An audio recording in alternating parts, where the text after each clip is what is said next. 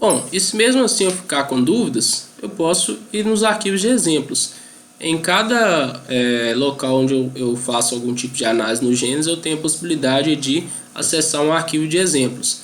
Com esse arquivo eu posso visualizar como que é montado um arquivo para esse tipo de análise, e aí eu utilizar também para montar os meus arquivos. Beleza?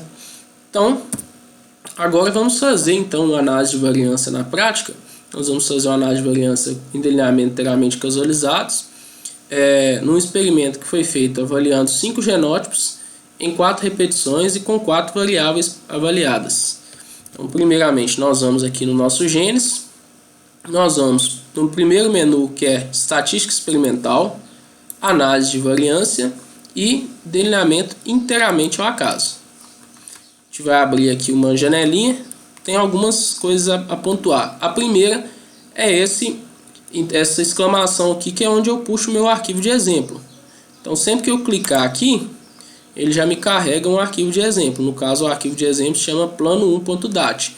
Lembrando que, para conseguir puxar esses arquivos de exemplos, eu tenho que ter feito a minha trilha de dados e colocado que meus dados estão em C2.dados.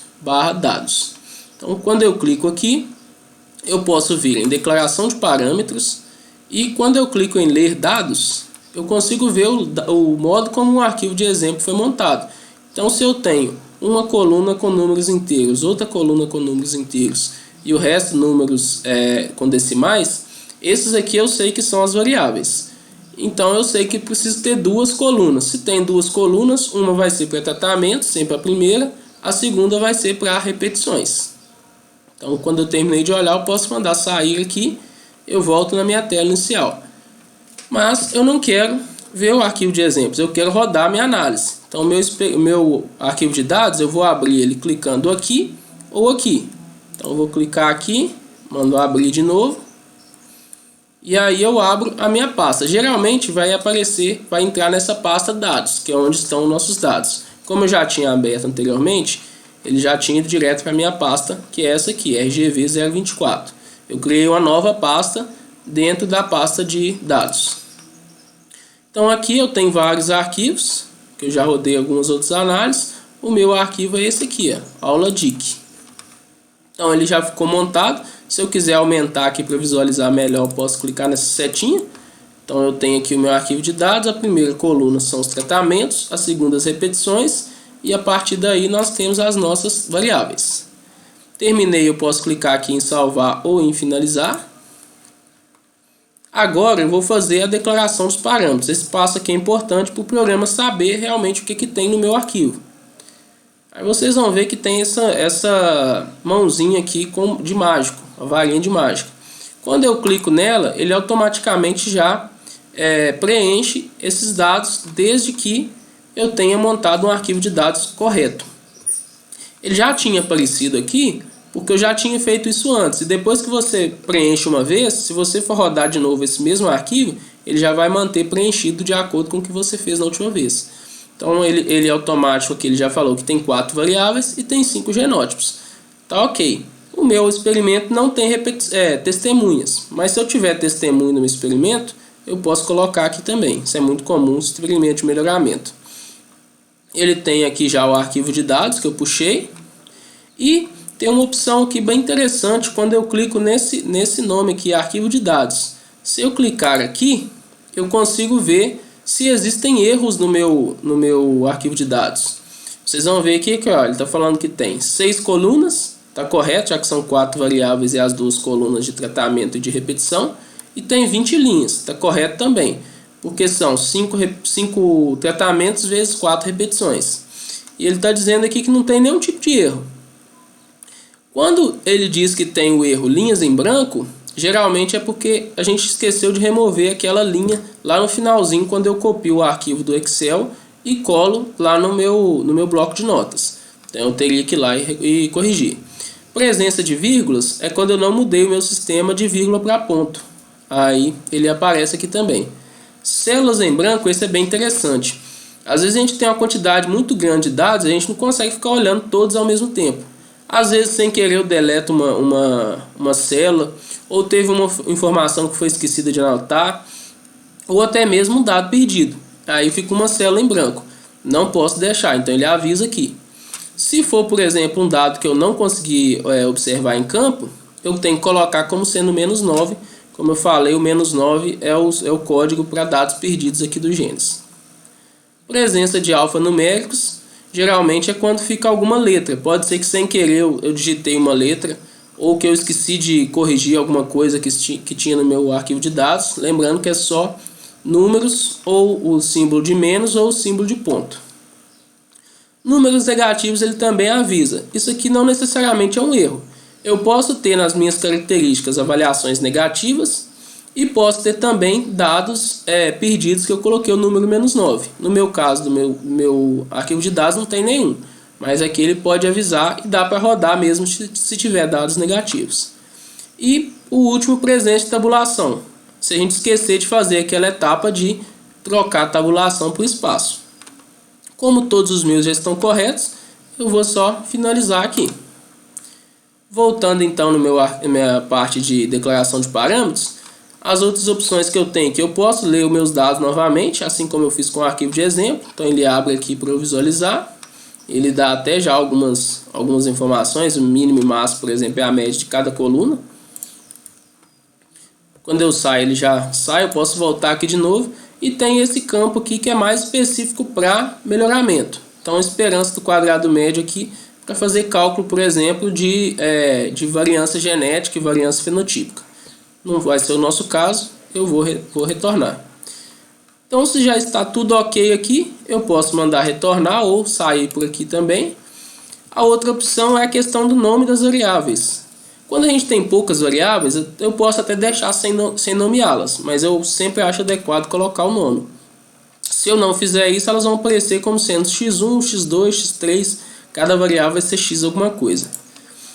Eu já digitei aqui anteriormente porque eu já rodei essa análise. Então eu tenho 4 variáveis: altura, peso, produtividade e cor. Se eu for fazer digitando manualmente, eu tenho que tomar o cuidado de usar o espaço, como sendo, o programa entende que cada espaço você tem um nome novo de variável, então eu vou usar um espaço entre uma e outra.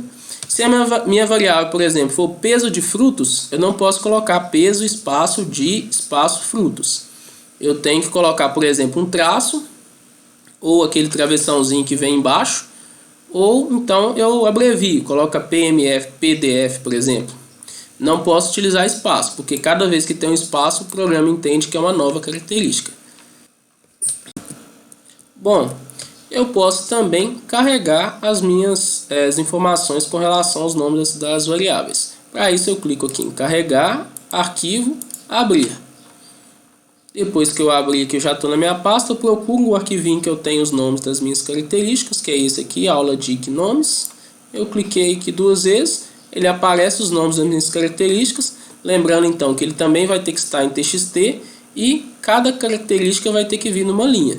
Depois que eu vi que está tudo certo, eu venho finalizar, ele carrega, como eu já tinha escrito, ele já tinha, mas se não tivesse ainda, ele ia carregar agora, eu clico em retornar. Antes de rodar a nossa análise, então, primeiro a gente tem que avaliar as pressuposições da nova. Então a gente vai clicar aqui. Ele já calcula automaticamente o número de classes para fazer o teste. Então aqui nós temos primeiro um teste de homogeneidade das variâncias. Esse teste ele já dá o resultado, aqui ele deu não significativo. Então existe homogeneidade das variâncias. É uma das pressuposições para se rodar a nova. A segunda é normalidade dos dados. Então ele dá vários testes aqui com relação à normalidade dos dados. Por exemplo, aqui ele tem um teste de ajustamento por Q quadrado Lillie Force, só por Q quadrado, aqui ele tem só o Lillie Force. Aí você vê aqui, por Q quadrado Lillie Force não foi significativo, então tem distribuição normal, e aqui para Lillie Force também. Ele não rejeita H0, ele tem um P maior que 20%, então ele fala aqui que H0 é razoável estudar os dados por distribuição normal. Então, nossos dados podem ser rodados por feita análise de variância. Então, terminando, a gente só precisa sair aqui e pronto. Depois de tudo isso, agora o que eu preciso fazer é clicar aqui em ANOVA para realizar a minha análise de variância. Então, eu vou clicar aqui, ó, ANOVA, e ele vai me perguntar se existe dados perdidos. Se existir, eu coloco sim. Se não existe, eu coloco não. Lembrando que, se existem dados perdidos, eu coloquei -9 nos meus dados perdidos, e eu marcar aqui como não existem, esse -9 vai ser lido como sendo um valor, e não como dado perdido. Então, por exemplo, se eu estou avaliando o número de frutos por planta, ele vai achar que existem -9 frutos por planta naquela avaliação. Então, vai dar errado na minha nova. Eu não tenho aqui nos meus dados, eu vou colocar 0, dou OK. E agora, então eu vou aumentar aqui, ele já rodou minha análise. Então ele dá um cabeçalho e aqui ele me dá a minha análise de variância. Ele vai fazer isso para cada variável. Então, para a minha primeira variável, que era a altura, eu tenho aqui a fonte de variação, tratamento e resíduo, os graus de liberdade, o somatório de quadrado, os quadrados médios e aqui o meu principal, o meu F. Ele deu um F de 16,57. E como eu tinha dito na aula no outro dia, aqui ele não dá um valor de 1% ou 5%. Ele dá aqui, se é significativo a 5%, ele dá um asterisco. Se é significativo a 1%, ele dá 2 asteriscos. E aqui ele dá a minha probabilidade associada a esse F. Quer dizer que a minha probabilidade para esse F é de 0,02231. Então ele é significativo tanto a 5% quanto a 1%. Em alguns momentos aqui ele vai dar uma probabilidade de 0, quer dizer que é um número tão pequeno que é considerado 0. Ele não chega, é menos do que as casas decimais que eu tenho. Além disso, eu tenho outras informações. Eu tenho aqui a média geral, eu tenho o meu coeficiente de variação, que aqui já é dado em porcentagem, então foi um coeficiente de variação baixo, 6,06, meu experimento foi bem executado. Aqui ele tem outras decomposições aqui, que é mais para quem trabalha com genética e melhoramento. Eu tenho variância fenotípica, variância ambiental, variância genotípica, tem herdabilidade da característica, coeficiente de variação genético. Então tem várias informações aqui extras. Se o meu experimento não é com genética, eu só ignoro essa parte, mas aqui eu tenho já a minha análise de variância completa. E aí eu tenho das outras características também: peso, produtividade e cor.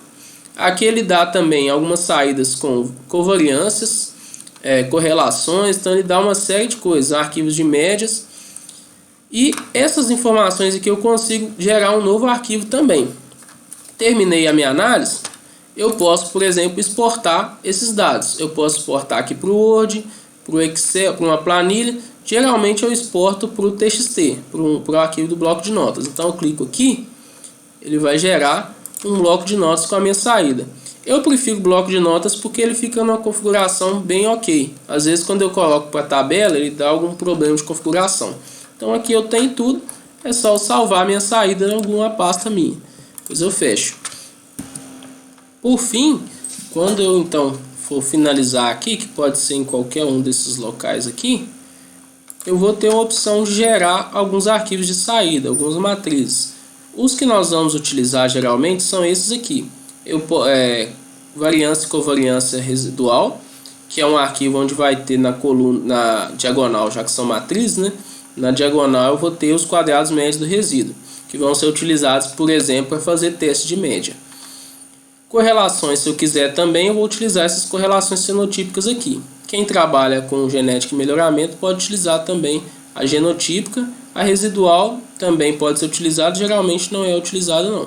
Mas em experimentos que não sejam de genética e melhoramento, a gente vai usar essa aqui, correlações fenotípicas. E eu também posso gerar um arquivo com médias. Então eu vou utilizar esse aqui, média dos genótipos não inclui número de repetições, porque o número de repetições aqui é o mesmo para todos.